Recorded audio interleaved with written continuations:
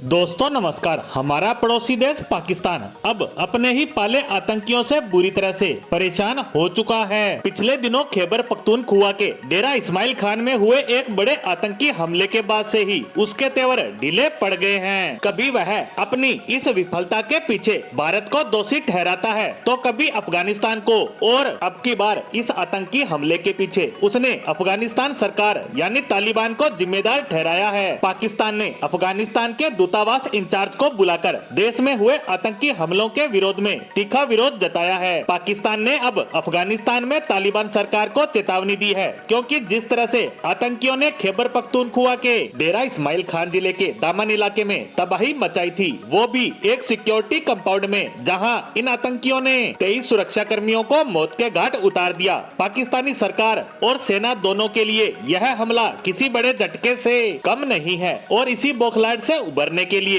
पाकिस्तान ने अफगानिस्तान को टारगेट किया है। पाकिस्तान हाल ही में हुए आतंकी हमलों में अफगानों के हाथ होने का दावा करता रहा है, और यही वजह है कि पाकिस्तान ने अफगानिस्तान के राजदूत को बुलाकर कड़ी चेतावनी दी है। पाकिस्तान के विदेश कार्यालय ने कहा कि विदेश सचिव ने इस आतंकवादी हमले के संदर्भ में पाकिस्तान का कड़ा विरोध जताने के लिए अफगान प्रभारी डी अफेयर को बुलाया था। अफगान प्रभारी को अंतरिम अफगान सरकार को ये बातें तुरंत बताने के लिए कहा गया है। वहीं पाकिस्तानी सेना की मीडिया विंग ने कहा कि डेरा इस्माइल खान में रात भर में बढ़ी हुई गतिविधियां देखी गई, और अब तक क्षेत्र में सैनिकों के साथ गोलीबारी में कुल 27 आतंकवादी मारे गए हैं। अफगानिस्तान में 2021 में तालिबान के सत्ता में लौटने के बाद से ही पाकिस्तान में वह भी मुख्य रूप से अफगानी सीमावर्ती क्षेत्रों में आतंकवादी हमलों में जबरदस्त तेजी देखी गई। Pakistan institute for conflict and security studies के मुताबिक 2023 की पहली 6 माह में पिछले साल की तुलना में हमलों में लगभग 80% की तेजी देखी गई।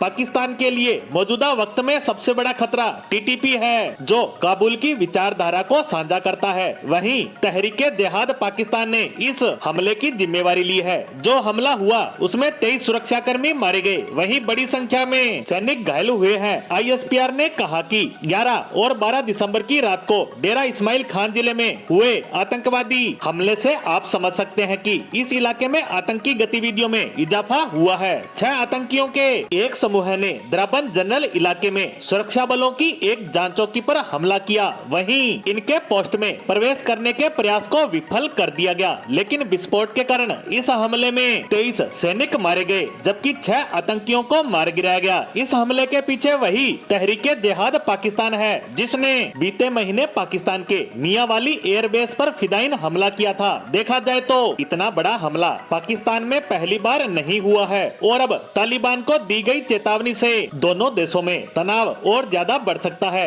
जिसका परिणाम तो आने वाले समय में ही पता लग पाएगा। इसी के साथ पाकिस्तान की इस चेतावनी पर हमारी आज की पोस्ट को यहीं समाप्त करते हैं। धन्यवाद।